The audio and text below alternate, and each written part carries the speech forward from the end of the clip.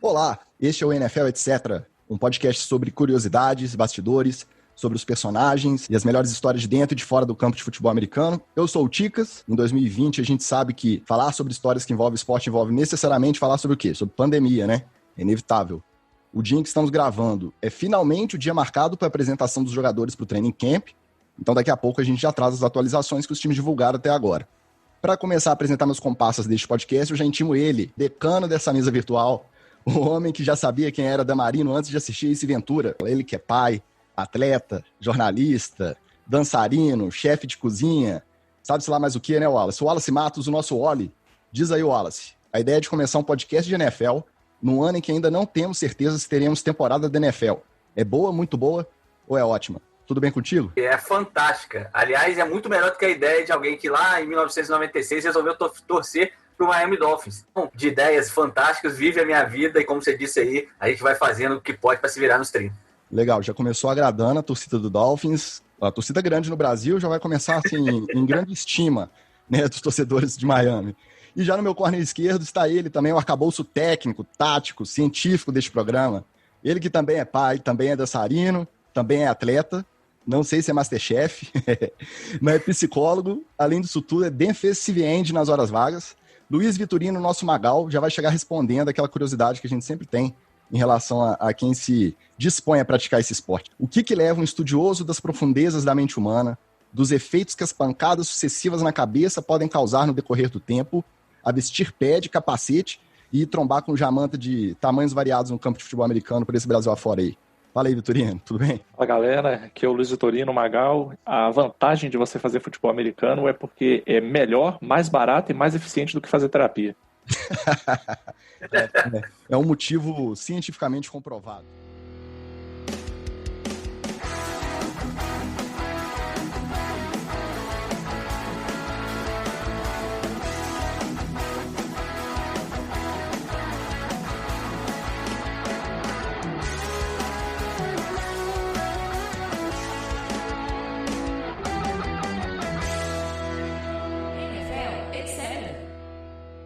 A gente começa os trabalhos e já vamos começar falando dessa situação em NFL em 2020, calendário ajustado, a apresentação do training camp. A última notícia aqui tem 21 testes positivos. O protocolo em si, ele está um pouco confuso, gerou muita polêmica e debate nesses dias aí, mas o que temos de pronto hoje é a apresentação dos 32 times, testes diários, precisam ter testes negativos sucessivos para poder começar a treinar. E nesse imbróglio a gente fica nessa dúvida se vai ter temporada e quais serão os termos da temporada para ser jogado, né, Wallace? Lembrar que o acordo entre os times, NFL Players Association, né, NFLPA, saiu tem 4 dias, não tem nem 4 dias, na verdade, porque ele saiu na sexta-feira anterior da gravação desse programa, do dia da apresentação de todos os times. Você disse que o protocolo está bastante mutável e muita coisa está feita conforme vai andando, e realmente é isso.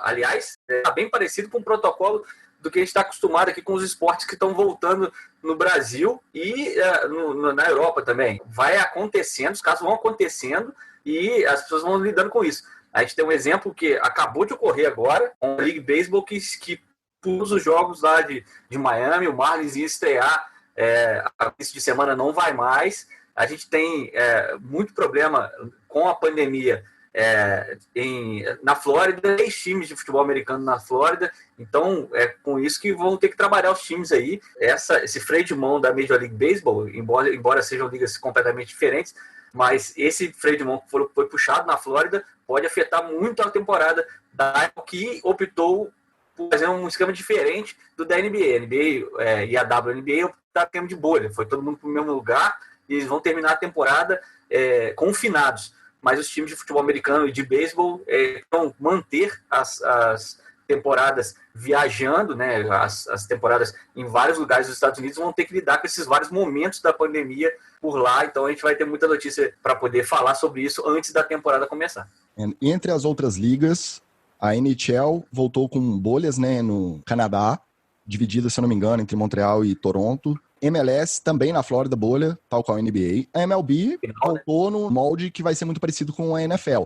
Né? Eles têm expectativa de cada time fechar a sua própria bolha, manter esse controle entre os jogadores, mas assim, é praticamente impossível porque eles estão convivendo com a família e você não tem como cercar um roster desse tamanho, 100% de chance de não ter contato com alguém infectado. Cara, eu acho que todas essas decisões, elas sempre perpassam o mesmo critério que chama din-din, né? Todas as decisões passam por dinheiro. Não tem nada a ver com segurança, com esporte, com como é que vai ser. Tudo é questão de dinheiro. E, infelizmente, tem essa mentalidade de que se a gente tiver dinheiro, a gente resolve. Se botar a quantidade de dinheiro suficiente em cima do problema, ele resolve. E tem problemas, como é o caso aí da pandemia que a gente está vendo, que não se resolvem só com dinheiro. Então, assim, eu confesso que tem um lado meu de torcedor que gostaria muito que tivesse NFL, até para a gente poder dar uma desanuviada, né, ter uma coisa para fazer. Se eu te falar que eu me animei com o Big Brother no início do ano, você imagina agora que a gente está confinado há muito mais tempo, começar uma temporadinha aí não ia ser nada mal. Só que, se a gente for olhar de um lado um pouco mais racional, a gente sabe que os critérios que eles vão usar para tomar decisão, infelizmente, não vão ser os critérios de saúde, de cuidado com os atletas, apesar que a NFLPA faz bastante pressão nesse sentido. A gente sabe que no fim das contas vai ser dinheiro mesmo, né? Então, assim, eu estou tentando olhar a situação, mas sempre tem que ter essa questão do dinheiro em mente, né? Dentro dessa lógica do dinheiro aí, os jogadores estão podendo optar, né? Tiveram essa cura para poder optar em jogar ou não. Alguns atletas já de destaque já optaram por não jogar a temporada, né? A gente viu notícia aí agora do Marquise Goodwin, que os Eagles, né? Falando para não jogar, o Dante Hightower, que é defensor do New England Patriots, também não vai jogar. Já é o quarto dos Patriots que afirmou que não vai jogar. E, se eu não me engano, os quatro... Não, acho que é um fullback e os outros 3 de defesa, se eu não me engano. Exato, é um fullback que entrava de vez em quando para mudar o ritmo ali da endzone, né? O famoso bolinho de boliche. Mas a ideia de transferir para os jogadores essa opção, que ainda não está nem determinada, né? O acordo saiu há dias, mas não está assinado ainda. O acordo não foi, digamos, colocado o chamegão lá da NFL com a NFL. Entre aspas, né? Porque, tecnicamente, o que se tem de informação é que o protocolo não está 100% delineado. Porque cada pergunta, cada problema que se põe à mesa e eles pensam em uma solução, aparecem outros 2 ou 3 problemas lá na frente. Vai alterar o tamanho do roster permitido durante a temporada? Então, assim, até o movimento dos jogadores, né? O tuitaço que eles fizeram, faltando menos de 10 dias para se apresentar, no domingo retrasado, o Will Wants to Play, subiram a hashtag no Twitter, porque eles se sentiram um pouco inseguros em relação à saúde mesmo, a ter certeza que os protocolos seriam respeitados, e eles não tinham informação, nem da NFL, nem dos times. Tinham um primeiro protocolo que saiu, acho que ou no final de maio, ou no começo de junho, sobre a questão de distância no centro de treinamento, distância não poder trocar camisa. Cara, você tá alinhado numa linha de scrimmage, tipo, colado tanto respirando com o center ali. Quanto nos adversários, você tá numa distância muito próxima, e aí o protocolo diz que você não pode trocar camisa no final, porque... Então, assim, a gente sabe que não é só a questão da saúde em si, a gente sabe que isso também tem a questão da mensagem que se passa. Infelizmente, o que o Vitorino disse faz todo sentido. A questão do dinheiro, eles não vão se dispor a desistir da temporada tão fácil. A sensação de quem cria uma regra dessa de não pode trocar camisa, acho que o cara nunca assistiu um jogo, porque não é possível, assim, você vai dar tackle, você vai bloquear, o pessoal da OL e da DL vai ficar se agarrando o tempo todo, o jogo inteiro, as 3 horas de jogo. Você até poderia pensar em algum sistema para reduzir um pouco o contato de um DB com um wide receiver, por exemplo. Você ainda teria alguma forma, o kicker está ali muito mais tranquilo. Você poderia até pensar alguma coisa no estilo de você ter um chute sem linha ofensiva, por exemplo, o cara chutar livre, né, sem bloqueio, sem nada, para reduzir mais a proximidade. Só que a mecânica do jogo, não querendo puxar brasa para minha sardinha, mas a mecânica do jogo gira em torno da trincheira. Como é que você vai tirar a trincheira? Vai virar um flag. Nada contra o flag, mas não tem condição. A minha pergunta para você que joga é a seguinte: você acha que mesmo inconscientemente o fato da pandemia, do distanciamento, de toda essa pressão em relação ao isolamento e ao contato, à falta de, pode influenciar numa decisão de tackle ou não? Ou você acha que na hora que o cara tá dentro de campo e o jogo tá passando por ele entra no modus operandi de instinto mesmo de jogador e ele não vai se deixar levar por esse tipo de preocupação? O problema, para mim, é exatamente esse.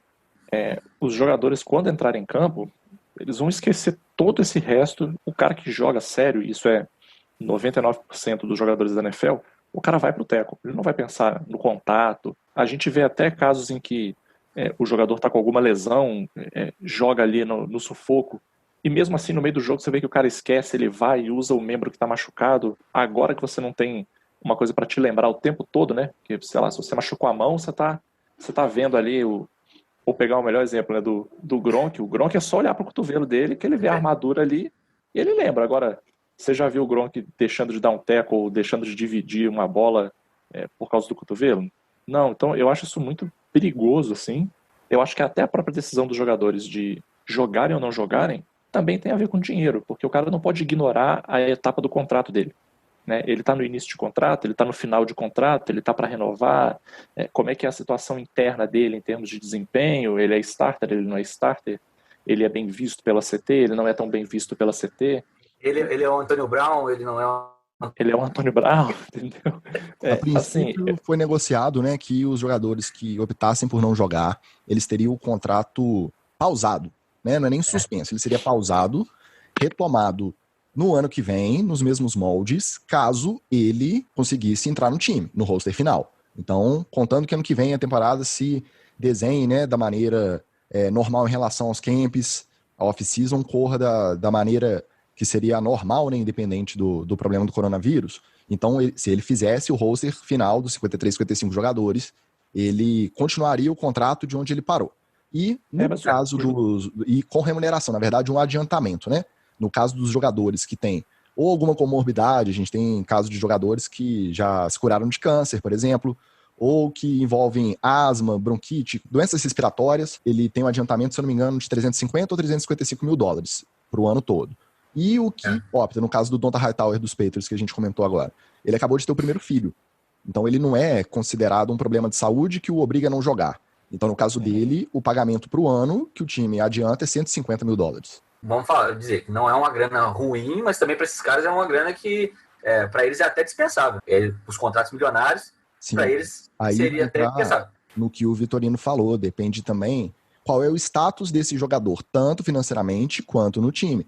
Porque o Hightower, pelos anos de liga, é veterano, não está em contrato de rookie, já está em segundo, terceiro contrato, ele já tem um patrimônio, que se amanhã ou depois ele achar que ele não vai se arriscar, não vai arriscar a saúde dele e da família dele, por conta de estar dentro de campo, entendeu? E levar esse vírus para um parente próximo, alguma coisa assim, ele já está com o patrimônio dele constituído. Isso sem falar nos rookies desse ano, que tiveram a off-season, né, podada, os camps cortados, e assim, vai ter gente que não vai conseguir entrar nos times no corte final do roster, mas ao mesmo tempo, no caso de afastamento por conta de testar positivo para Covid, vão se abrir oportunidades para undrafted players. Então, tem toda essa questão. E o dinheiro interessante ele disso, deve tomar um papel importante também. Está com muito medo, ficou com muito medo no início ainda, de termos uma temporada com jogadores que só os jogadores que precisam jogar. Por exemplo, as grandes que têm contratos maiores e que podem abrir mão da NFL, não quererem se arriscar. Por enquanto não é o que a gente está vendo. A gente viu o Brady se apresentar no Tampa Bay, a gente viu o pessoal se apresentando para os primeiros exames, né? No caso, agora são 2 dias de exames para Covid-19 e daqui a pouco vai ter mais um terceiro dia de confirmação desses testes. E algumas grandes estrelas não têm essa opção.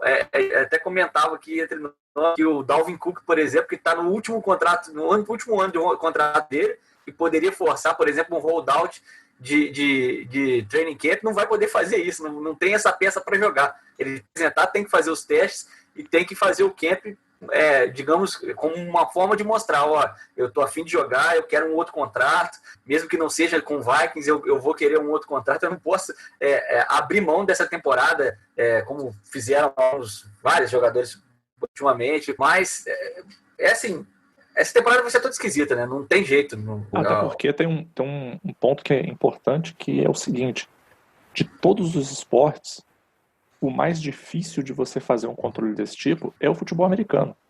A quantidade de atletas é muito maior, a quantidade de staff é muito maior. Então, tem coisas que a gente viu em outros esportes que, você fazer uma bolha com jogadores da NBA, cara, tranquilo, assim, o roster é pequeno, né? Você precisa de menos staff ali. Um time de futebol americano, não tem como. Você não tem, por exemplo, a vantagem de, não que isso seja um ótimo exemplo, mas o Flamengo jogou o Campeonato Carioca agora sem viajar. Ficou só no mesmo estádio. Na NFL isso é impossível. Isso não vai acontecer. Todo mundo vai ter que viajar. Então, quando você pensa de viagem de um time de futebol americano para outro lugar, cara, isso é uma logística absurda de quantidade de pessoas, de equipamento, e aí vai fretar avião e vai encarar aeroporto. E aí é esse ponto que até que a gente já falou. Você vai transitar entre estados que vão estar em etapas diferentes da curva, né? Então vai ter estados que vai estar muito tranquilo, entre aspas, né? E isso, tem outros estados que vão estar com presença ou não de torcida nos estádios, porque alguns estados liberaram e outros não. Aí a vantagem esportiva disso é enorme. Exatamente. Então, assim, eu acho até arriscado eles usarem os exemplos de outros esportes para querer argumentar que a NFL também tem condições de fazer. Mas não, o que a NFL vai ter que fazer vai ser totalmente novo, totalmente além do que já foi feito até então. Pode ser que eles consigam e façam bem feito? Pode ser. Mas tem muito mais desafio pela frente do que você considera outros esportes. Comparado com as outras ligas, ela teve a grande vantagem do ápice, né, da disseminação do vírus ser durante a off-season. Então, querendo ou não, ela teve um tempo de planejamento muito maior do que as outras modalidades, as outras ligas. Só que dá a impressão clara, né, e a analogia de país com país ela é impossível não ser feita, dá a impressão de que eles pensavam que se a gente protelar um pouquinho as datas para o training camp, tentar manter, ou que corte, né, a primeira proposta deles era cortarem 2 datas da pré-season. Seria um jogo em casa e um jogo fora para todos os times poderem testar a logística sem torcida, como que funcionaria. Foram estabelecendo esses protocolos na expectativa de, a essa altura do campeonato, a pandemia já está, ou que não estivesse sob controle, mas que estivesse assim, com um horizonte mais definido para eles saberem como trabalhar durante os 4 meses de temporada regular, playoffs e Super Bowl. E o que acontece não é isso, né? As ondas variaram de estado para estado, região para região, e eles se viram com as datas se aproximando, com os jogadores fazendo pressão sobre a definição mais exata dos protocolos e, ao mesmo tempo, sem conseguir mesmo dar uma resposta de segurança de 100%. Então vai ser o famoso trocar pneu com o carro andando. Eles começaram a se apresentar hoje, eles vão começar a treinar. Eu acho que esses dias vão ser determinantes para o que esperar em relação ao começo da temporada. O caso do Marlins, que o Wallace trouxe, de ter, se eu não me engano, foram 12 jogadores e 2 técnicos. Jogaram 14 pessoas total. Foram 3 dias seguidos que eles jogaram contra os Phillies. Só que, assim, eu já ouvi também depoimentos de que eles não estavam se preocupando devidamente com o protocolo que foi estabelecido pela liga. Então, assim, é o que o Vitorino falou. Cada caso vai ser um caso. Mas vamos falar a verdade. Se segurar entre 80 e 90 jogadores na pré-temporada, que virarem 50 durante a temporada, jogadores de futebol americano, que já não são um exemplo de comportamento de atleta fidedigno, os caras que quebram tudo na noite, vão para boate, fazem festa e tem mansões gigantescas, inclusive alugadas quando vão jogar fora de casa. Já tem uma tradição dos atletas de futebol americano de se comportarem mais alucinadamente. Eu duvido que um protocolo, acho que o medo da doença entra aí, o medo de contaminado entra aí, a responsabilidade deles para com, inclusive, o time e as famílias entra aí. Mas eu acho que vai ser muito difícil. Tem semanalmente casos e mais casos de festas, de reuniões e de jogadores que se autocontaminaram aí. Lembrar que agora tem na Injury Reserve, né, na IR, uma lista com atletas que ou testaram positivo ou tiveram com alguém que testou positivo recentemente e uma lista de Covid-19 aí, porque essas listas são divulgadas oficialmente pelos times, geralmente na quinta, sexta-feira, antes das partidas, e na terça, na quarta, na verdade, antes da partida de quinta-feira do Thursday Night. Mas, realmente, o protocolo em si, respeitar o protocolo em si é básico, né? Se não respeitar, não adianta nada. Eu acho até, pensando no planejamento deles lá no início do ano, olhando aquela carinha safada do Godel, eu tenho certeza que ele imaginou assim, se tiver qualquer primeira vacina aí disponível, a NFL vai lá, compra para todo mundo e pronto. A gente toma a frente, conversa com o Trump, pega a vacina primeiro e compra. Eu acho que eles acreditaram que quando chegasse agora em setembro, você imagina a gente com a cabeça lá de março, falando assim, chegar em setembro já está resolvido, já tem uma vacina. E apareceu Capitão América sacudindo a maletinha da vacina aí. É a carinha do Roger Goodell fazer isso. Essa relação ao poder econômico e à disponibilidade de atendimento, etc., ela está se dando, inclusive, em relação ao número de testes.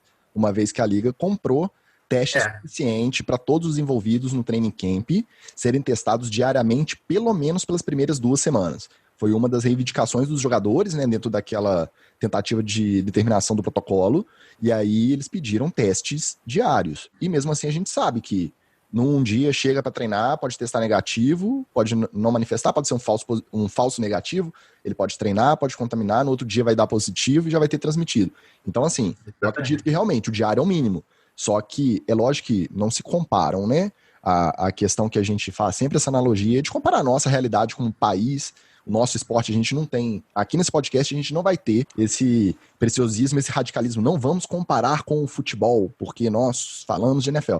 Não, eu acho que é fundamental para a gente conseguir diminuir essa distância cultural e entender, né, um esporte coletivo, que é o mais popular disparado lá também, a gente ter essa relação com o nosso futebol, que voltou à torta e direito, mas que, assim, querendo ou não, a gente teve alguns casos de jogadores positivos, mas que mesmo tendo treinos e jogos, aparentemente, né, o que foi divulgado foi que não se alastraram, né, não disseminaram muito o vírus. E, ao mesmo tempo, as estruturas desses times tiveram investimento, né, para teste que não chega para população geral. Isso é fato. Não, e isso em outra proporção nos Estados Unidos também acontece. E vale a pena já destacar que não apenas nós vamos comparar, como o objetivo do podcast é ser light, ser da zoeira. Se você quiser um podcast sério, análises técnicas, intelectuais do esporte, tem vários aí, a gente pode indicar, inclusive. Aqui é etc. É etc. A gente vai ter, vou falar de fofoca, vou contar bafão, vai ser clubista sim, vai ter opinião sim. Ele vem falar coisa serinha, eu indico vários outros podcasts aí de gente que tá fazendo isso muito bem. Ele vem falar que o podcast vai ser da zoeira e até agora a gente só falou sobre pandemia, questões de saúde, preocupação com os jogadores, assim. Não, eu nem tive a oportunidade, eu esqueci, na verdade, de falar, o Wallace é torcedor do Miami Dolphins, gosta de sofrer.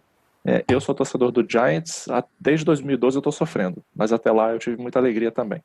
Então vai ter clubismo sim, vai ter defesa de jogador sim, se falar mal do Eli Manning vai ter treta, se falar mal do Daniel Jones vai ter treta também, é verdade, e é assim que vai funcionar. É verdade que a torcida do Giants está na expectativa do time ser o menos comprometido em relação à contaminação do coronavírus e assim poder fazer um running hot aí e chegar no Super Bowl? Super Bowl, né? O Giants sempre entra com chance de Super Bowl. Isso é toda temporada. Elas podem... Ela vai diminuindo logo na primeira temporada. Aí no 0-1, aí depois 0-2, aí vai diminuindo. Ele sempre chega com chance. E agora que a gente vai ter aí muitos times que tiveram mudanças, vai ter jogador que não vai jogar, a chance do Giants despontar aí e ganhar um Super Bowl, que vai ser para sempre lembrado como um Super Bowl que não valeu nada. Com asterisco. Porque, foi o Super Bowl da pandemia. Sim, ninguém jogou direito. Porque a gente ainda não está nem considerando os prováveis impactos de, vamos dizer, por exemplo, vai começar uma semana antes de uma AFC, um menino Mahomes aí aparece doente. Um Brady aparece doente. Aí lascou. Aí pode não, que ele é grupo de risco, o Brady. Pois é, quem que vai falar, chegar no final lá no Super Bowl, falar assim, se o Mahomes não tivesse ficado doente lá no início, lá no final da temporada regular, isso aí não tinha acontecido. Isso aí vai ser treta para 15, 20 anos. Que essa discussão ela vai acontecer no decorrer do tempo, imediatamente. Jogando ou não a temporada completa, né? Porque existem estratégias em relação a se precisar suspender algumas rodadas. A partir da segunda rodada, os times que vão se enfrentar terão a mesma semana de bye no meio da temporada. Então, com isso, no caso de precisar postergar o jogo entre 2 times específicos ou cancelar uma rodada inteira, eles já têm um planejamento para jogar isso para janeiro. Então, a semana 2 vai ser jogada no que seria a semana 18, lá na frente. E, com isso, empurra as datas dos playoffs para frente, eles já têm uma estratégia traçada em relação a isso. Independente, vai ser lembrado como uma temporada atípica. A questão do prejuízo esportivo, não precisa nem falar. O Vitorino que joga, ele imagina o que deve ser ficar um ano praticamente, né, parado, treinando em casa, sem poder treinar mesmo tática, sem poder treinar técnica, né, de jogo. E isso vai ser discutido no decorrer do tempo, é inevitável. Mas eu confesso que eu tô doido para chegar a essa fase, pra gente poder falar que a gente teve uma temporada, dependendo de como foi, a gente sabe de todos os problemas, é o que o Vitorino falou no começo, a gente sabe que muitas vezes está sendo disputada pelos motivos errados, né? Não deveria ser uma preocupação nessa altura do campeonato em relação a tudo que a gente está vivendo. Os caras vão tentar empurrar a temporada do jeito que for. Então, assim, cara, aí me desculpa. Se eu dissesse que eu não tô querendo que tenha, eu ia estar mentindo. Sim, a gente não tá todo mundo doido pra ter. Pô, vou me dar esse. Já que vocês querem ganhar dinheiro de qualquer jeito, vocês vão jogar, né? Os caras simplesmente não vão conseguir falar assim, vamos parar esse ano, porque eu acho que a NFL tem dinheiro. Até o velho do Cowboys que eu odeio, ele podia bancar um ano de NFL aí tranquilo. Isso é uma coisa.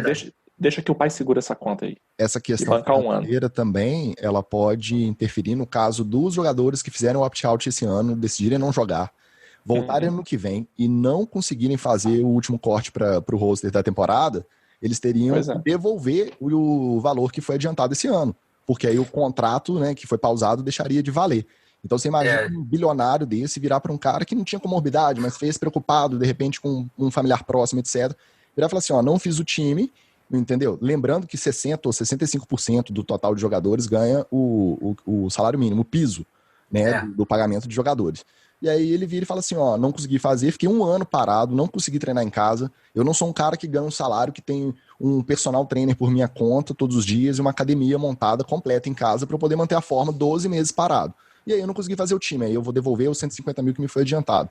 E o cara que tá com a caneta na mão, o cara que tá assinando isso, é um cara que os 150 mil com certeza farão falta. É nada. Eles vão ter um prejuízo esse ano, eles vão...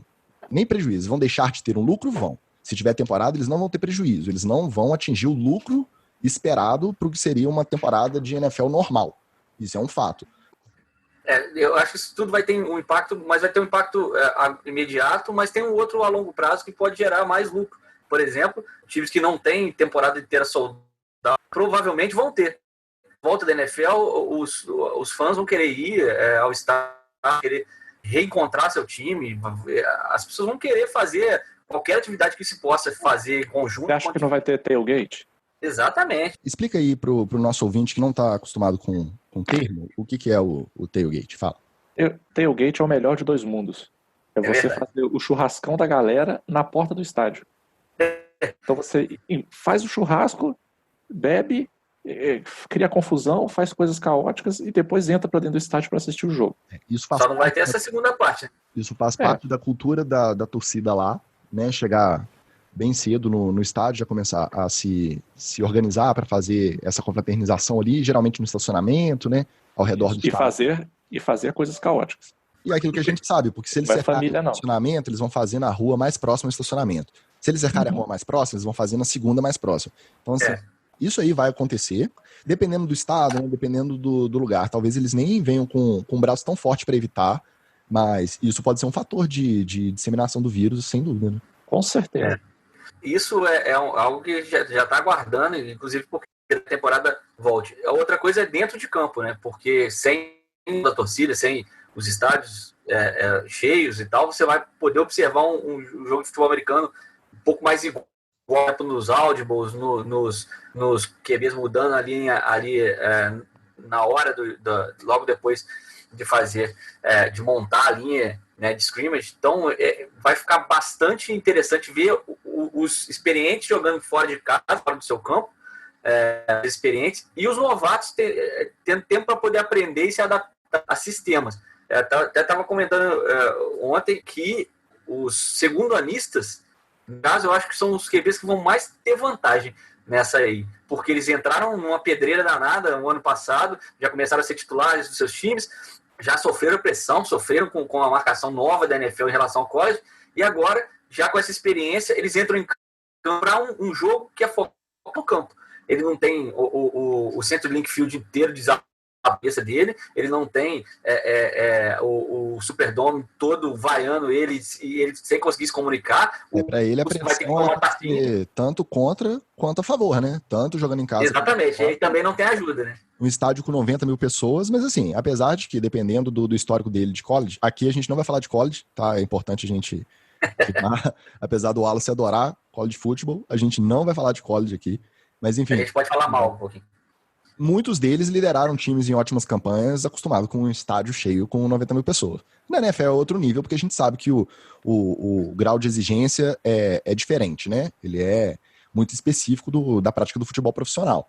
Mas E a velocidade é outra do jogo, né? O defensive end, o defensor que vai atrás do QB, ele chega muito mais rápido do que no college, por exemplo. eu imagino que você jogar num centro de link field sem a torcida para conseguir fazer uma mudança no huddle ali e mudar a jogada seja muito mais fácil do que com torcida gritando naquele nível de... Mesmo que você vá mal, vai ser um asterisco eterno.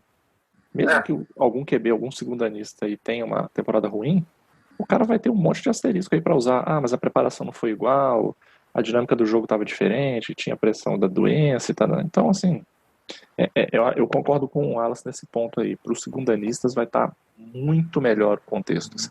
É interessante silêncio, pensar no segundo anista. Mas o que vocês acham dos rookies? Vocês acham que vai ser decisivo esse tempo a menos de treino, principalmente os treinos específicos para rookie, que foram totalmente podados nessa off-season, né?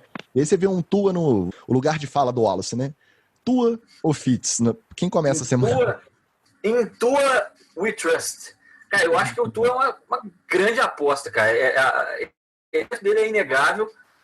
É um cara que se contundiu no último ano da universidade. E esse é sempre aquela vírgulazinha que você te deixa na dúvida do o que ele vai apresentar na NFL. Acho que a contusão dele, pela dinâmica dela, pode tirar o que de melhor ele tem, que é a mobilidade dele, a saída do pocket, a ida dele um pouco para frente, até essa coragem dele de encarar os defensores de frente. Mas, isso aí só vai ver tá para jogar mesmo. E aí que tá. O Miami tem que decidir isso. Com o Hulk, você não pode ficar enrolando, e ainda mais um time que está devendo tem muito tempo, desde os anos 2000, por exemplo, que Miami é uma boa campanha. Se não rolar, tem que cortar logo e já partir para uma tancada magistral para o ano que vem no draft completar o elenco. Miami é um caso muito específico, porque nosso Fitzmagic já conhece a cultura do time, já conhece o playbook, jogou ano passado. Então, Jesus! O Tua tá chegando, então já tem alguma estabilidade. O caso do Chargers é um pouco pior. Livrai-me desse mal, ó Senhor. O caso Fitzmagic na segunda temporada, não. O caso do Chargers é um pouco pior. E o Justin Herbert de rookie, Tyrod Taylor contratado de FA. Então, assim, são dois, né? Apesar de ter já bastante experiência na liga, você vai ter... Mas o playbook é novo pros dois, né? Pra decidir. Isso. E no Patriots, Cam ou Steedham? Quem começa a semana 1?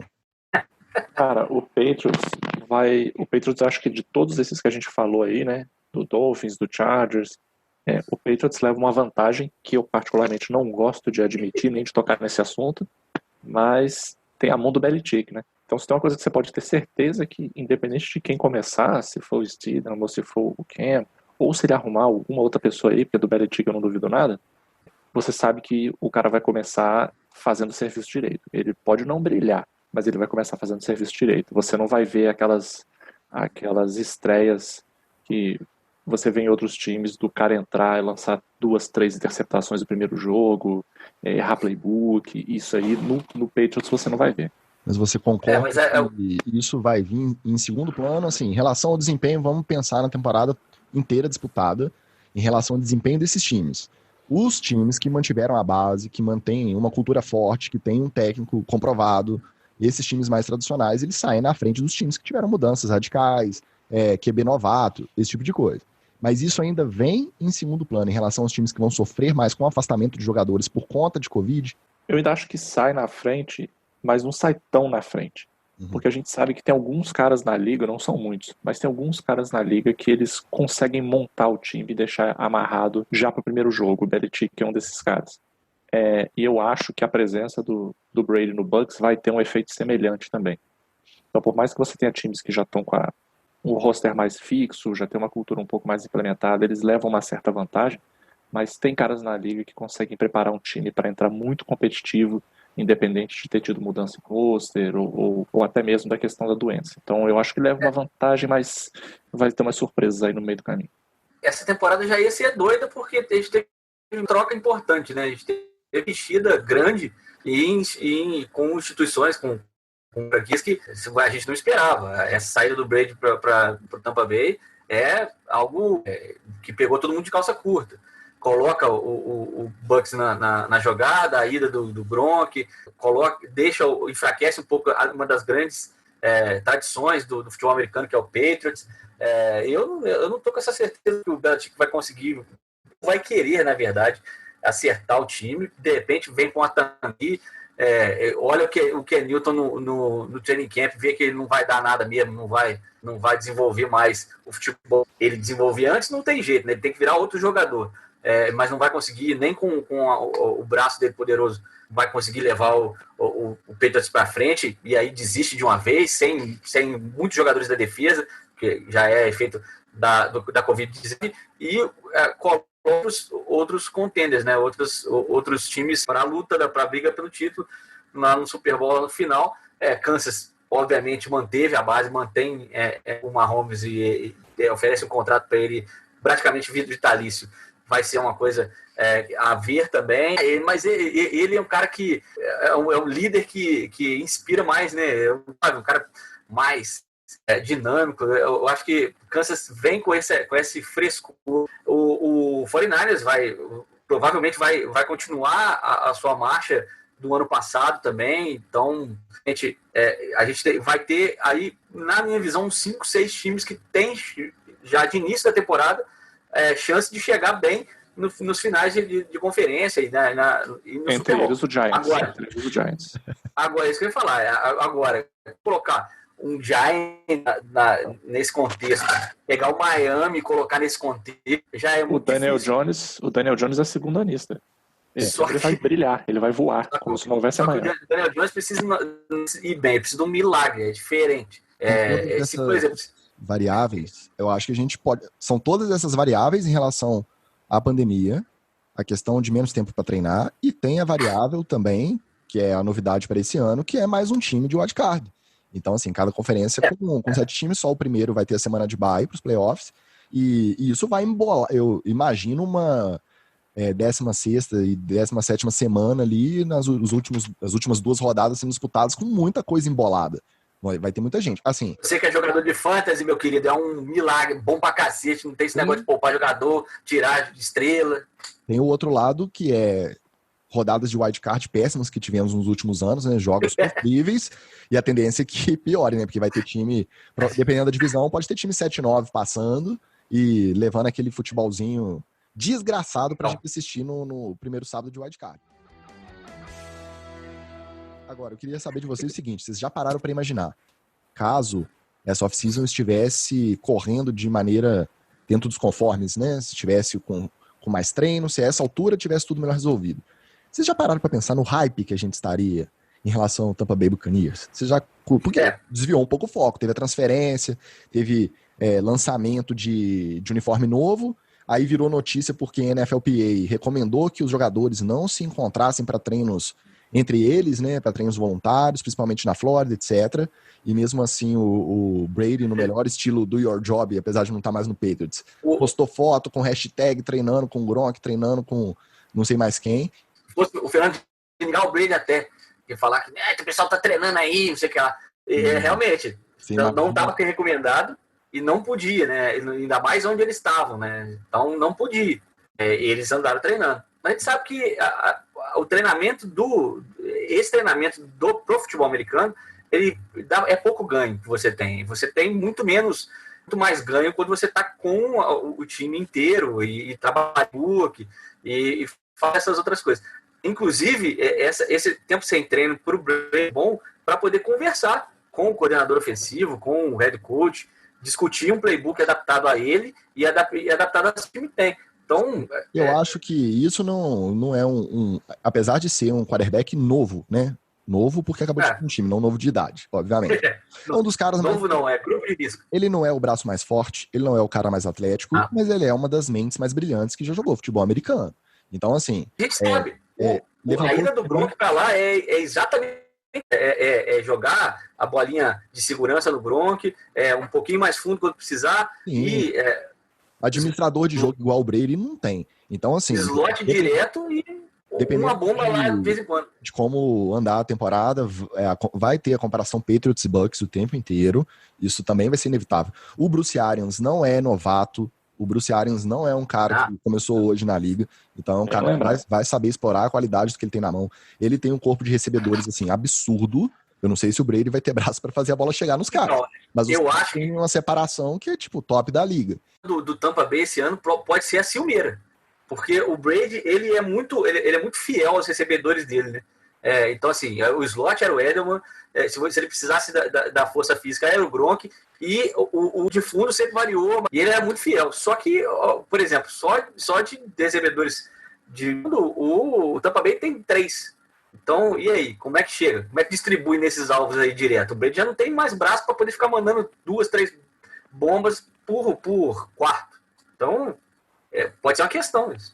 Apesar do Brady não estar no auge da forma física, mas concordo com o Atas que nesse tempo que eles vão ter de preparação, eles vão mudar o sistema de jogo para adaptar para o que o Brady precisa. Então eu acho, inclusive, que a gente vai ver muito menos essas bolas em profundidade. Eu acho que a mentalidade de ataque vai mudar para ser um pouco mais conservadora, um pouco mais de bolas de segurança, e nessa disputa de recebedores, a minha sensação é que eles vão deixar o pau quebrar. Você quer ser o recebedor principal do Brady?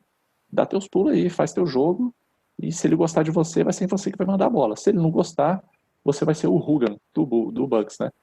Vai ficar ali, tá no roster, vai receber umas 3 bolas por ano, e é isso aí. Vocês concordam que os treinos correndo de forma mais natural, o hype estaria insuportável a essa hora? Só que tem um cara que não entra no hype, e o cara que tem lugar de fala para falar de Bucks. Então, eu vou trazer o depoimento de um torcedor antes do Bucks ser modinha, tá? Já torcia por Tampa Bay. Então, vamos ver o que o nosso amigo Vitor Tchê tem a falar sobre a expectativa dele para a temporada. Fala, galera do NFL e etc. Aqui quem tá falando é o Victor Tchê, torcedor do Bucks, meu Buckzão que é gigante, diga-se de passagem. E pra falar dessa temporada, cara, eu vou contra a maré aí, viu? Eu vou contra a maré, porque torcer pro Bucks já é foda, pô. Torcer pro Bucks já tenho tido ataque cardíaco nesses últimos anos todos. Imagina agora com esse tanto de gente zicando a porra da temporada, entendeu? Então, eu acho que o Brady lá vai apanhar mais mala velha com essa nossa OL, mas eu tenho ainda esperança, sim, de que a gente vai pegar um playoffzinho. E fica de olho aí, a galera tá falando muito do nosso ataque. Realmente, a gente tem peça muito explosiva no nosso ataque, mas vou abrir aí pra galera ficar de olho na nossa defesa, hein? Nossa defesa que é o real sleeper desse time aí, que vai... Assim, se esse time for pra algum lugar, e algum lugar eu digo playoffs, vai ser por conta dessa defesa, hein? Fica de olho, nosso front seven é muito forte. E eu tenho esperança aí que a gente vá a algum lugar, pegar um wild cardzinho, alguma coisa do tipo. Fora isso não dá não. Aí é só hype da galera mesmo. Tamo junto, rapaziada. Falou!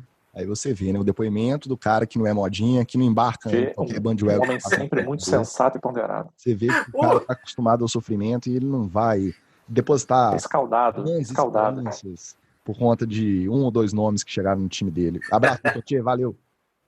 Eu gostei do Vitor, que ele tá me lembrando o torcedor do Miami.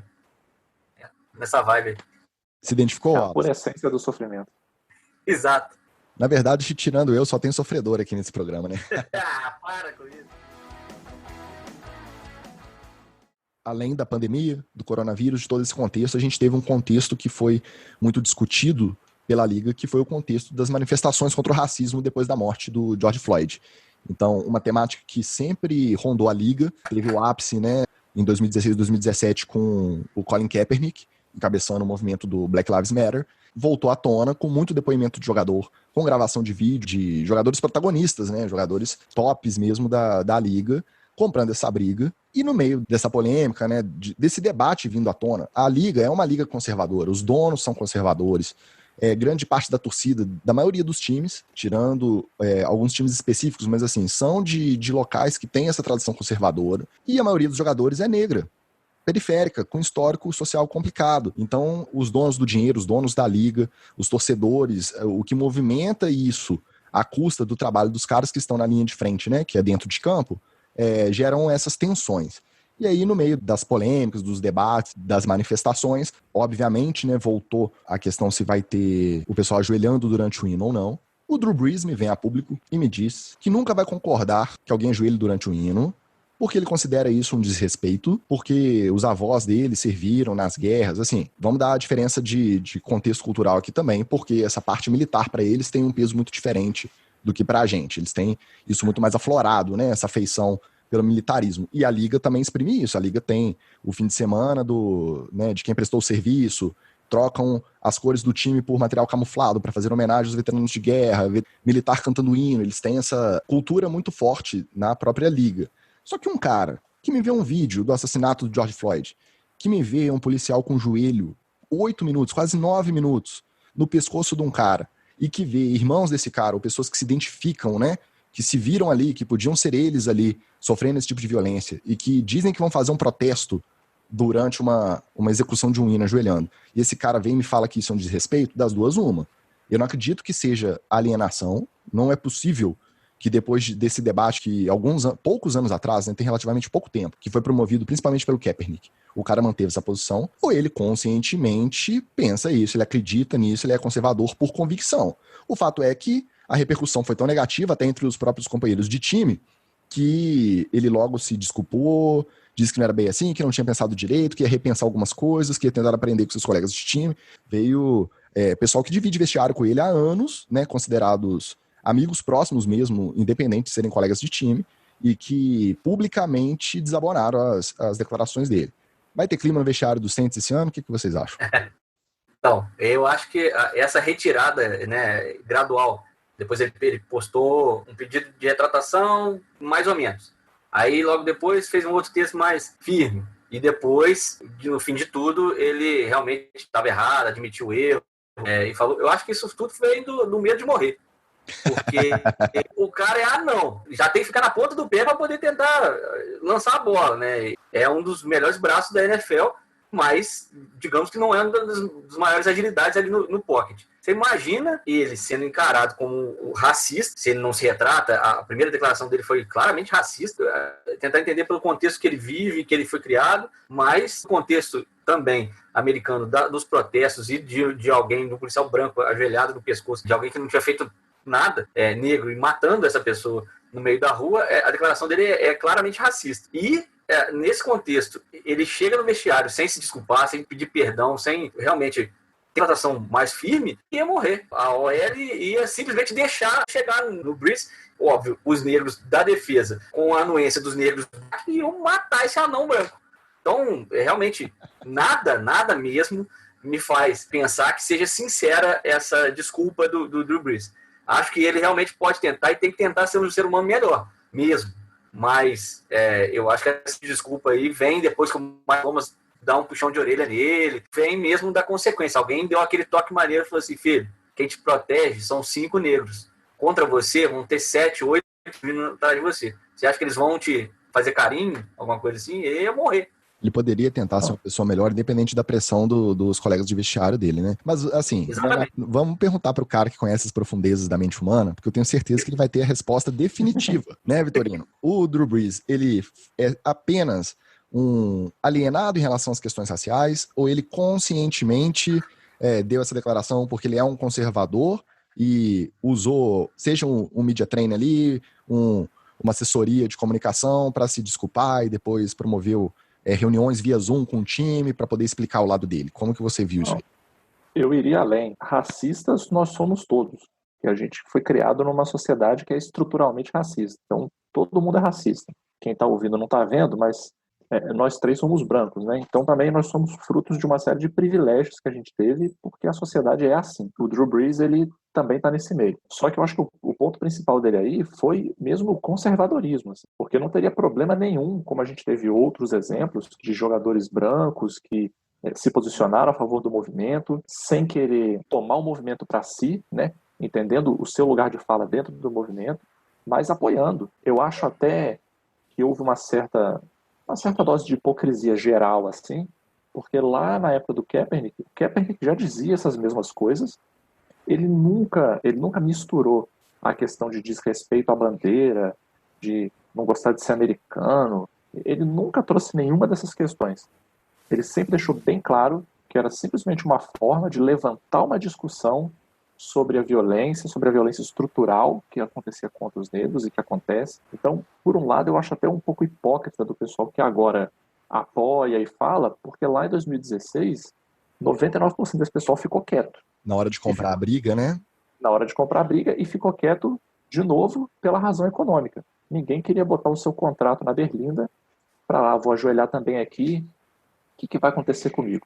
Né? Se eles fizeram o que fizeram com o Kaepernick, foi um cara que tinha levado o 49ers para o Super Bowl, e sinceramente, assim, poderia ter ganhado aquele Super Bowl, inclusive, só que enfrentou uma defesa muito boa e que teve um ano para entender esse sistema de read option.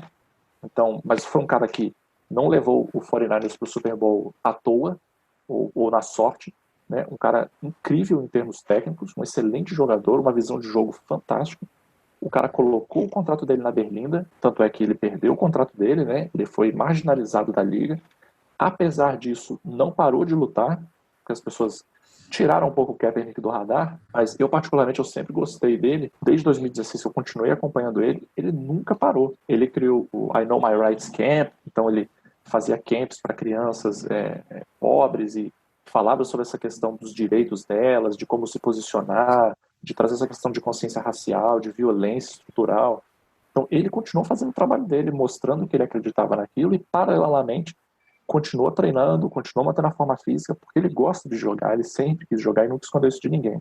Aquela palhaçada que fizeram de oferecer para ele uma oportunidade de mostrar as habilidades, aquilo ali foi uma coisa assim, uma das coisas mais nojentas que eu já vi no mundo esportivo, assim. Aquilo ali foi uma palhaçada que fizeram com ele. Então, a gente vê essas manifestações do Drew Brees, e vou dizer além, eu acho que só não tiveram outras porque o Drew Brees pulou na água gelada primeiro e todo mundo viu que estava gelada. Porque se a repercussão tivesse sido um pouco mais light, ia ter aparecido muito mais gente aí, muito mais jogador conservador para defender que está desrespeitando a bandeira, esses mesmos argumentos furados aí que o Drew Brees deu. Eu gostaria muito de voltar a ver o Kaepernick jogando, não acho que isso vai acontecer, mas gostaria, no mundo ideal. Você acha que não vai acontecer mesmo numa temporada que pode ter 2 ou 3 quarterbacks de um roster afastados ao mesmo tempo por conta de Covid? Eu acho que não, porque desde 2016 você tinha em quaisquer das temporadas, tranquilo, 7, 8 quarterbacks que você poderia demitir e botar o Kaepernick, e esses caras eram starter. Tem espaço para o Kaepernick, tem não, espaço, o talento que ele espaço sempre teve. Esportivamente sempre teve. A questão é que, por conta dos protestos, por conta da pressão de patrocinadores, a NFL veio a público até declarar, né? Não foi nenhum meia-culpa de fato, mas foi assim, ao contrário do tryout do ano passado, fez um movimento no sentido de tentar angariar apoio de algum time na contratação do Kaepernick, que eu acho também que chegou num ponto que eles estão vendo um começo de dano de imagem possível ali, potencial dano de imagem, e que, para eles, a história do Kaepernick contratado esse ano seria como marketing mesmo. Vamos pensar que eles não estão fazendo por conta de ter evoluído como liga no contexto social. Vamos falar que eles estão fazendo pensando no dinheiro. Mas seria uma história muito interessante ter um time contratando o Kaepernick. Só que, esportivamente, isso joga uma pressão no seu QB principal, dependendo de quem seja, joga uma pressão na sua comissão técnica, caso ele fique sentado no banco, ou porque está sem ritmo de jogo, ou porque quer dar rodagem para um quarterback mais novo. Então, assim, a gente entende que tenha todo esse outro critério técnico, tático e... E vamos lembrar que nesse período todo, o Mark Sanchez não só estava com contrato, como jogou. Inadmissível. New York Giants, esses times aí, com o Kaepernick no banco, ele ia ter que ter a oportunidade dele nas temporadas passadas, porque eles foram muito mal. O Sandar não jogou nada lá dos ursinhos lá, eu esqueci o nome até do garoto lá. Ele não pelo amor de Deus. Chicago Bears é dos ursinhos, é isso. Pelo amor de Deus, não jogou nada. A oportunidade por talento, ele já era para ter na liga há muito tempo. Citou bem o patrocínio, mas dessa vez parece que a Nike mergulhou de cabeça no projeto, né? Ela deixou de apoiar ele, de não vamos encerrar seu contrato. Você será nosso garoto de busca da Nike por mais equidade, por mais, digamos, igualdade racial. Então, ele virou a cara da Nike para isso. A gente sabe que não existe empresa boazinha, mas a postura da Nike, pelo menos com o Kaepernick, mesmo depois que ele saiu da liga, não conseguiu ser contratado por outro time, manteve o apoio, manteve campanha, tudo nesse sentido, ela é uma postura que pode ser elogiada. Além disso, a Nike, junto da FedEx, foram as duas empresas que resultaram na pressão que fez o Dan Snyder topar a troca de nome do time de Washington. Exatamente. Então, assim, você já vê um outro tipo de movimento, que é fruto do Black Lives Matter, é algo mais organizado, é algo que não ficou só no protesto de rua. Começou lá no início, as pessoas falaram assim, as pessoas vão protestar e aí vai acabar, e isso virou 20, 30 dias, e ainda tem protesto na rua ainda até hoje. Sim, então, a impressão que fica é que o protesto, ele cumpre o papel, mas a pressão não é direta nos times, nos donos, na liga. Tem que ser econômica. Quando é de cima para baixo. Foi o caso do Dan Snyder. Sempre. Na época do Kaepernick, Sempre vai ser.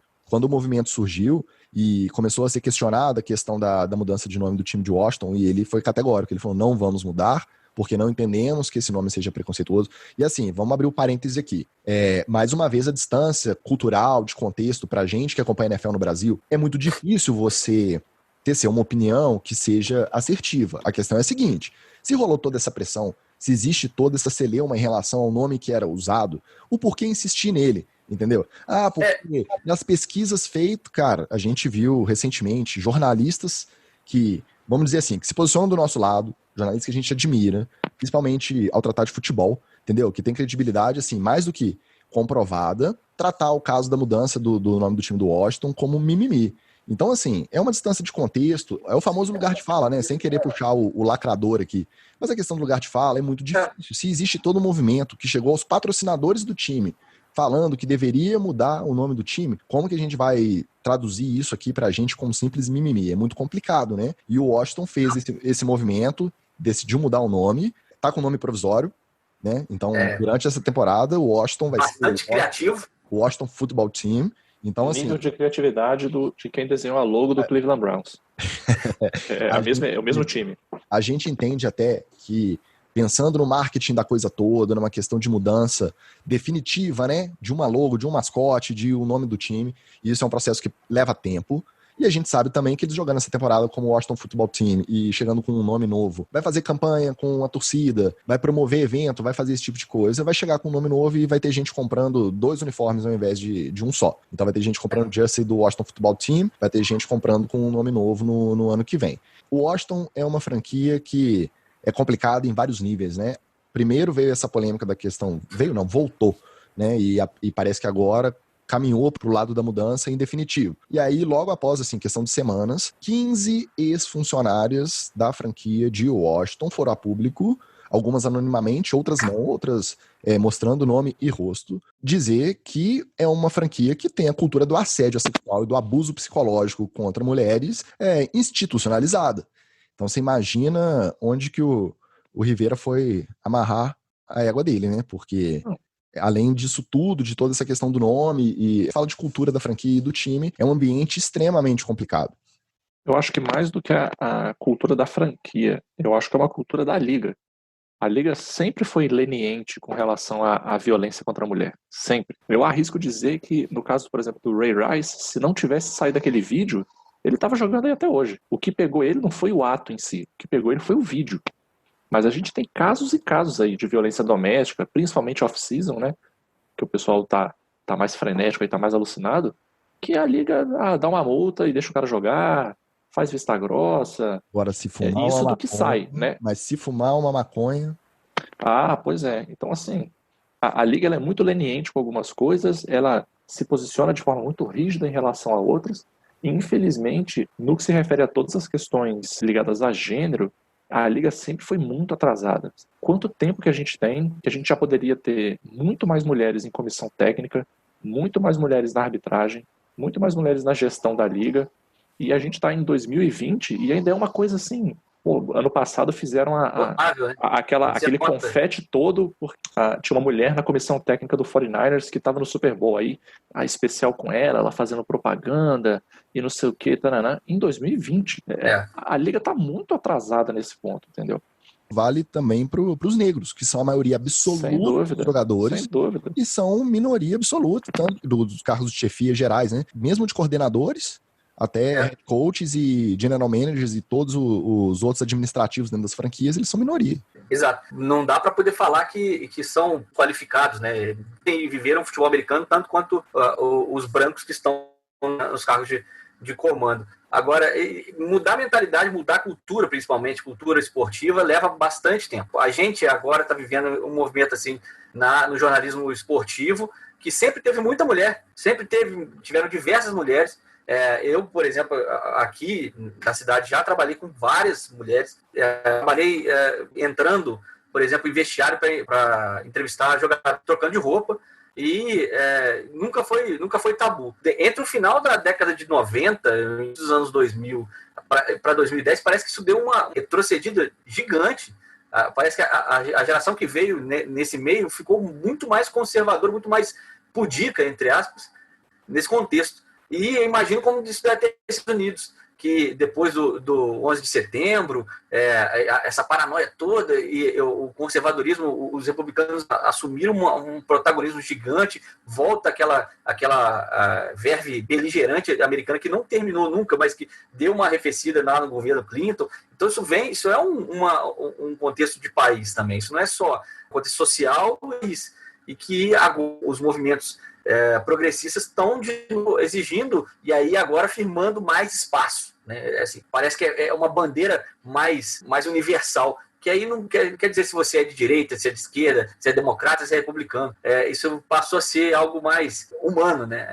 Acho que a morte do George Floyd, esses movimentos pela igualdade, nesse contexto, e aí o esporte vem como grande marca, como grande impressão digital disso, vem com essa responsabilidade de mostrar ao público de que essa variedade, essa diversidade, ela tem que estar representada ali no seu time de futebol americano, ela tem que estar ali representada na sua organização, e aí os fãs que estão mais perto, eles começam a exigir isso também, só que aí eles descobriram um caminho, que não adianta a base de fã toda pedir. Eles têm que pressionar o patrocinador, porque o dinheiro que importa é o dinheiro, então essa base tem que fazer pressão na Nike, na FedEx. Aí você imagina se esses grupos resolvem, em conjunto, fazer uma pressão mais organizada e até mesmo, em alguns casos, fazer boicote puro e simples, assim, né? Aí esse é um pesadelo, né? Vocês não vão apoiar? Beleza, a comunidade negra americana não vai mais comprar produtos da sua marca. Cara, rapidamente eles mudavam, porque infelizmente foi o que a gente falou lá no início. O critério de decisão é meramente financeiro, meramente. Se alguém botasse planilhas para os caras e falasse assim, se a gente trouxer o Kaepernick, mudar o nome do Redskins, aumentar 50%, 60%, 70% aqui a quantidade de mulheres na comissão técnica tal, a gente vai ter um ganho X. Cara, no dia seguinte os caras estão planejando e implementando isso, entendeu? Infelizmente Sim, eu acho que isso não é uma evolução linear. Tem passos atrás, esses recuos, né? Em vários outros movimentos históricos, assim, na história da sociedade mesmo, são normais, são ciclos. Eu acho que, pelo menos nesse ano, em relação ao posicionamento dos próprios jogadores, em relação a esse tipo de causa, principalmente as raciais, comparado com o que foi o movimento que o Kaepernick puxou em 2016, a gente já viu uma diferença fundamental, assim. Então, e tinha muita gente também que está à frente desse movimento esse ano que não estava na Liga em 2016. Teve gente que entrou depois. Então, assim, a gente tem que confiar mesmo que a molecada que tá mais nova e tá vindo vai conseguir abrir a cabeça para esse tipo de questão e vai agir de maneira diferente, se posicionar, né, mais firmemente em relação a esse tipo de situação. O que demonstra a importância do que ele fez em 2016. Sim, porque talvez esse processo que tenha começado a despertar e feito a mesa, digamos assim, para esse jantar acontecer agora, para que as condições estivessem postas e isso na cabeça dos novos jogadores de futebol americano,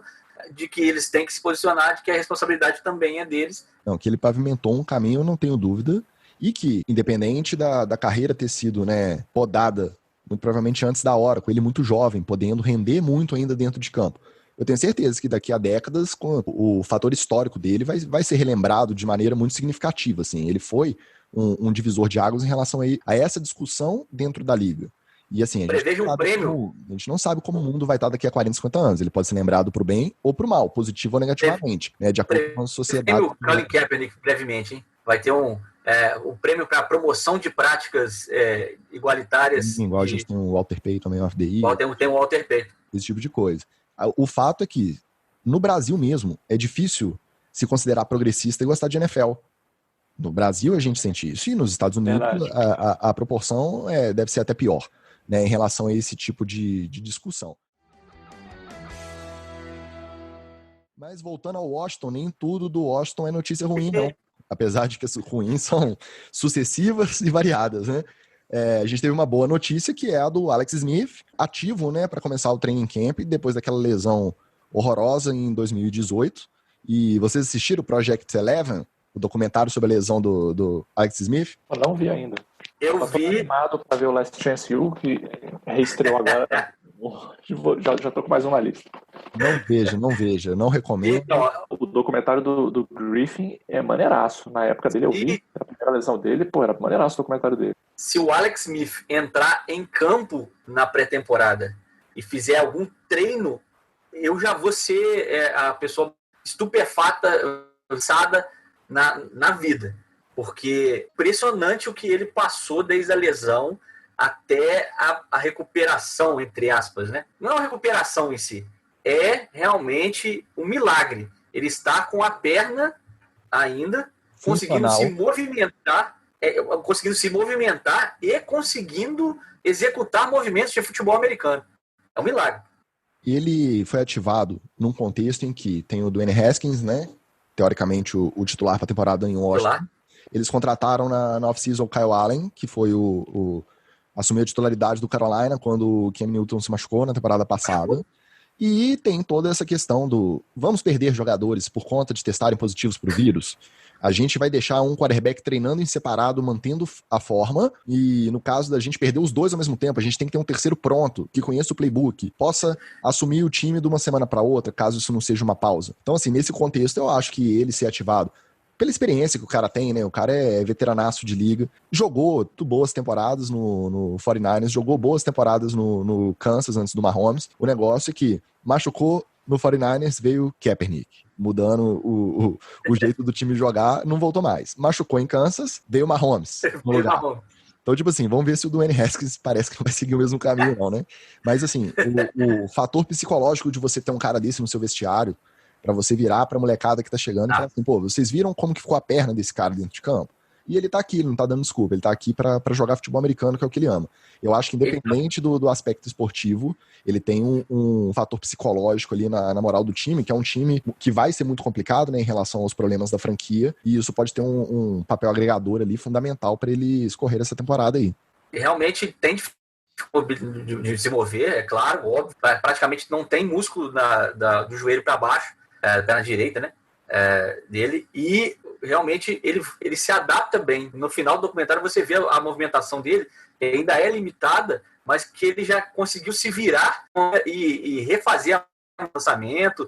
É um cara que realmente batalhou virar uma outra máquina de lançar a bola, e pode ser um game manager, né? Ele já era um game manager muito bom no 49ers, e aí com a experiência já vai assumindo outros papéis. Inclusive na temporada que ele sai, que o Kaepernick assume e leva o time pro Super Bowl, ele se recupera, né? E ele vai pro banco de novo. Fica meio contrário, mas aceita. É um cara que aceita por saber sua importância pro time. É um cara que eu não... Digamos, ele é o rival direto que eu mais gosto, que é o Aaron Rodgers. Eles são, inclusive, fisicamente parecidos um com o outro. Então, eu meio que tinha birrinha dele. Depois de ver esse documentário, você só tem que torcer pro cara. Eu gostaria muito de vê-lo em campo. Ficaria muito, muito, muito surpreso se isso acontecesse. Eu vou fazer o jabá completo aqui. O documentário está disponível para quem tem o Watch ESPN no Brasil. Se chama Project Eleven, né? O número da camisa que ele usava. E assim, ele tem toda a questão da história de superação, tem toda aquela... Cenas fortes. Tem cenas fortes, né? Porque eles mostram a lesão e como que ficou a perna após a lesão, a infecção, de maneira bem explícita. Então, para quem é sensível com esse tipo de cena, não recomendo mesmo, porque é bem impactante. Se bem que chega um ponto que é tão gráfico, é tão impactante, que parece até mentira, parece efeito especial, de tão feio que é. Parece que é computação gráfica, né? Exatamente. Você perde um pouco o parâmetro da realidade de um atleta profissional, por conta de uma fratura dentro de campo, né? chegar com a perna naquela situação. Então tem toda essa questão da narrativa, né, da superação e etc. Mas assim, guardadas as devidas proporções, a história deve ter um prêmio, né? Quando ele pisar dentro do campo de treino, ele já devia ganhar um prêmio, porque é impressionante. E falando em indicação, a gente vai encerrando por aqui. Vitorino, você não viu o Project Eleven? Assiste. Seu jabá, sua indicação, sua despedida e sua aposta. Vamos terminar essa primeira semana com quantos resultados positivos para a Vamos lá. Bom, como indicação, eu tenho Last Chance U. A última temporada estreou agora. É a última mesmo. A Netflix já avisou que não vai fazer mais. Para quem não conhece, Last Chance U mostra a realidade de algumas escolas muito pequenas dos Estados Unidos que têm jogadores que vieram de ligas maiores e que por razões disciplinares ou de performance acabaram caindo para essas ligas menores, e eles estão tentando novamente retomar o caminho do sucesso profissional deles aí e galgar alguma vaga em universidades melhores. Daí o nome Last Chance U. Para quem nunca viu, vale a pena ver demais. No meu bolão Covid, eu estou chutando aqui de maneira bastante otimista, porque eu sou um cara otimista, afinal eu sou torcedor do Giants. Se eu não for otimista, o que eu tenho para ser na vida? Eu acho que a gente vai trabalhar aí na casa dos 2 dígitos até outubro, e de outubro para frente a gente deve ter 3 dígitos aí. Eu não sei se a gente chega ao final da temporada, eu quero muito que chegue, mas conhecendo o Roger Goodell como eu conheço, ele vai chegar no final da temporada de qualquer jeito, a não ser que a situação fique totalmente impossível de gerenciar. Mas eu acho que até se ele conseguir formas de pegar jogadores undrafted, free agent, vão catar gente aí de onde for possível para poder conseguir terminar uma temporada. Se for para fazer a maquininha de dinheiro continuar rodando, o Goodell tá lá. Senti uma esperança aí de chamar jogador aqui do Brasil, hein? Ó. Senti uma esperança aí. Para eu jogar aqui no Brasil já tá difícil. Que dirá? Tô com quase 40. Mas se quiser um garoto da água aí, é nóis. Vai, Wallace, sua aposta e seu até mais. Então, até mais, galera. Fique ligado, a gente vai atualizar sempre aqui as informações e buscando o diferente para vocês. Se liguem na pré-temporada do Miami Dolphins, que vai parecer um Big Brother aí, porque a comunicação do time está preparando novos produtos. No bolão Covid, baseando no meu time, que já tem 4 na lista de Covid, de suspeitos ou diagnosticados, se a gente multiplicar esses aí pelos 32 times e mais extrapolar esse pelo só um pouquinho mais, umas 200 primeira leva de teste.